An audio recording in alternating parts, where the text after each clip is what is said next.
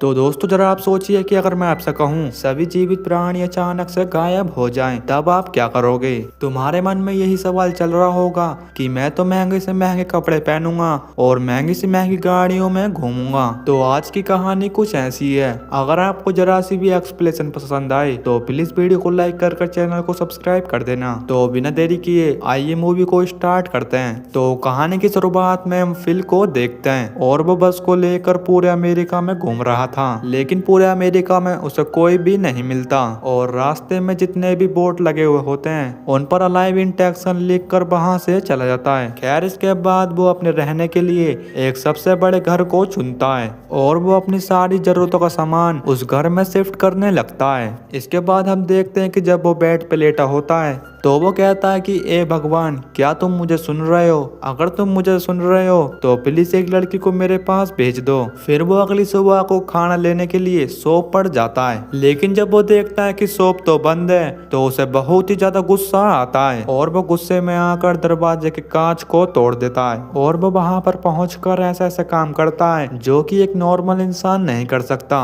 और उसे पता है कि उसे यहाँ पर कोई भी नहीं देख रहा है और वो सबसे महंगे महंगे सामान को लेता है, लेकिन वो इंसान के रहन सहन भूल चुका था और वो अपने बर्थडे को अकेला ही सेलिब्रेट कर रहा होता है। उसे अपनी फैमिली की याद आती है कि कैसे उसकी फैमिली उसका बर्थडे सेलिब्रेट किया करती थी। अब हमें 5 महीने बाद का सीन दिखाया जाता है जो कि उसके घर की बहुत बुरी हालत हुई होती है। उसे पता था कि साफ सफाई कर कर उसका कोई भी फायदा नहीं है और उसे यहाँ पर कोई भी नहीं देख रहा है और वो महंगी से महंगी शराब में नहाने लगता है, बिल्कुल एक छोटे बच्चे की तरह। अब वो अपने अकेलेपन को दूर करने के लिए छोटी छोटी बोलों पर उनका फेस बनाकर और उनका नाम रखकर उनसे बात करने की कोशिश करता है ताकि उसे अकेलापन फील ना हो। वो उनके अंदर से बात करने लगता है। इसके बाद वो एक लड़की के स्टैचू को रात के समय में घूर रहा होता है और तभी वो स्टैचू को किस करने लगता है कि तभी उस स्टैचू का हाथ टूट जाता है और ये देखकर फिल को बहुत बुरा लगता है और ये अकेली भरी जिंदगी से परेशान हो गया था, इसीलिए वो मरने का फैसला करता है और आखिरकार वो पक्का मन कर मरने का प्लान बना लेता है। खैर अब वो गाड़ी में बैठकर एक बड़े से पत्थर से टकराने के लिए जा रहा होता है और तभी अचानक से उसकी नजर धुएं पर पड़ती है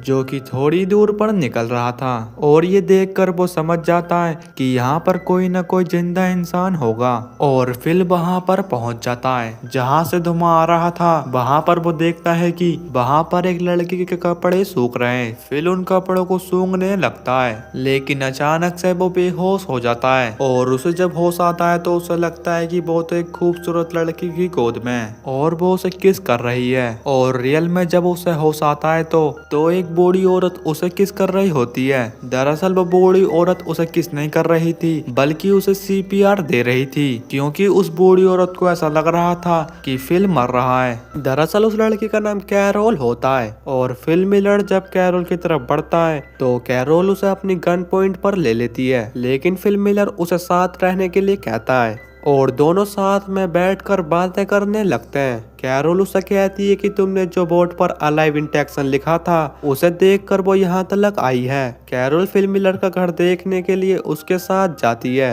रास्ते में फिल मिलर ट्रैफिक नियमों को नहीं मानता। कैरोल उससे कहती है कि हमें ट्रैफिक नियमों का पालन करना चाहिए। खैर इसके बाद वो दोनों घर पहुँच जाते हैं। कैरोल उसका घर देखकर चौंक जाती है क्योंकि उसके पास 2 पूल थे, जिसमें कि एक पूल उसने शौचालय बना रखा था और दूसरे पूल को कूड़े फेंकने की जगह। फिल मिलर के घर में काफी ज्यादा गंदगी होती है और फिल मिलर उसे अपना पूरा घर दिखाने के बाद उसे वहीं पर छोड़ देता है जहां से उसे लाया था। और अगली सुबह जब फिल मिलर की आँख खुलती है तो वो देखता है कि कैरोल उसके घर की सफाई कर रही है। फिल मिलर उससे कहता है कि घर की सफाई करने से पहले उसके मालिक से पूछना चाहिए और कैरोल गुस्से में आकर कूड़े को वहीं पर फेंक देती है। अगले दिन कैरोल डिसाइड करती है कि वो फिल के बगल वाले घर में ही रहेगी, लेकिन फिल उसे वहां पर रहने के लिए मना कर देता है। अगर कैरोल यहाँ पर रहेगी तो फिल का अट्रैक्शन और भी ज्यादा बढ़ेगा और फाइनली कैरोल फिल के पास वाले घर में रहने लगती है।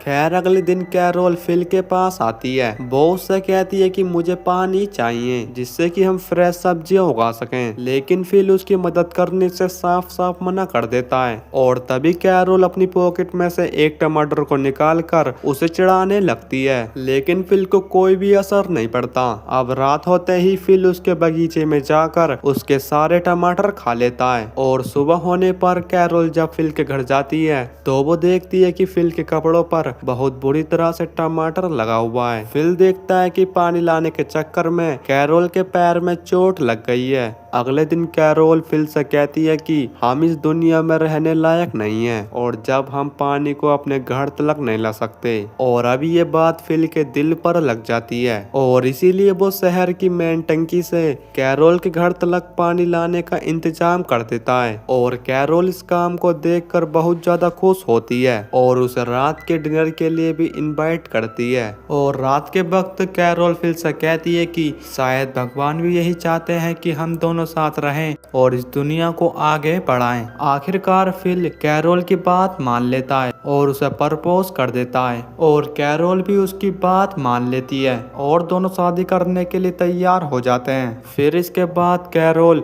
और फिल की शादी हो जाती है और अपने घर चली जाती है। फिल उसके घर जाता है और उससे दरवाजा खोलने के लिए कहता है, लेकिन कैरोल दरवाजा नहीं खोलती। तो फिल एक हथौड़े से दरवाजे को तोड़ देता है और जब वो अंदर जाता है तो वो देखता है कि कैरोल ने पूरे घर को सजा कर रखा हुआ है। फिल कैरोल के पास जाकर उससे माफी मांगता है और कैरोल भी उसे माफ कर देती है। और जब ये दोनों गाड़ी में बैठकर अपने घर जा रहे होते हैं तो फिल की गाड़ी एक गाड़ी से आकर टकराती है और उस लड़की का नाम मेलिसा होता है, क्योंकि अब एक्सीडेंट होने की वजह से फिल की गाड़ी में आग लग गई थी। इसीलिए ये दोनों मेलिसा की गाड़ी में बैठकर अपने घर जाते हैं। खैर अब ये तीनों लोग फिल के घर पहुंच जाते हैं। यहाँ पर कैरोल मेलिसा से बात कर रही होती है और तभी फिल वहां पर आता है, जो कि दिखने में काफी ज्यादा अलग लग रहा था। दरअसल उसने अपने फेस की शेविंग करा ली होती है, लेकिन फिल का लुक नहीं तो कैरोल को पसंद आया और ना ही मेलिसा को। खैर इसके बाद वो सभी डिनर कर रहे होते हैं तो फिल मेलिसा से मीठी मीठी बातें करता है।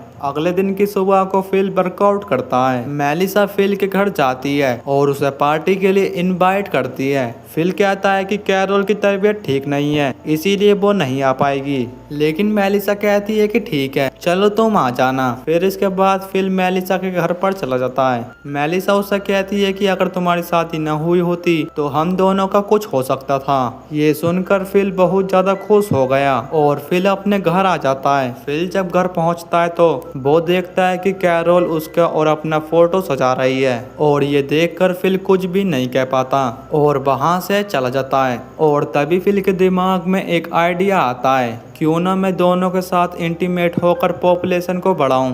कैरोल उसे सीधा मना कर देती है। फिल उससे कहता है कि जरा सोचो, अगर हम तीनों पॉपुलेशन बढ़ाएंगे तो कितनी तेजी से पॉपुलेशन बढ़ेगी। इस पर कैरोल थोड़ी बहुत सोचती है, लेकिन बाद में कैरोल हाँ कर देती है और मेलिसा भी इस फैसले से पूरी तरह से सहमत होती है।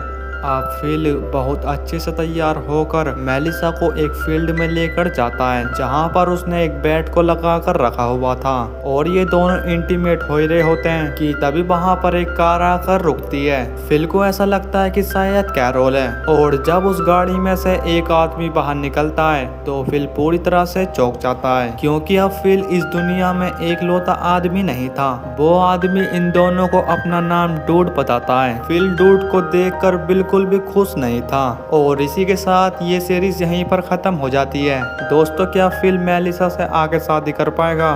तुम्हें इसका अगला पार्ट देखना है तो कमेंट में नेक्स्ट पार्ट टाइप जरूर करना। अगर आपको थोड़ी सी भी एक्सप्लेनेशन पसंद आई हो तो प्लीज वीडियो को लाइक कर चैनल को सब्सक्राइब कर देना। बाकी मैं मिलता हूँ आपको एक न्यू वीडियो में, तब तक के लिए बाय बाय।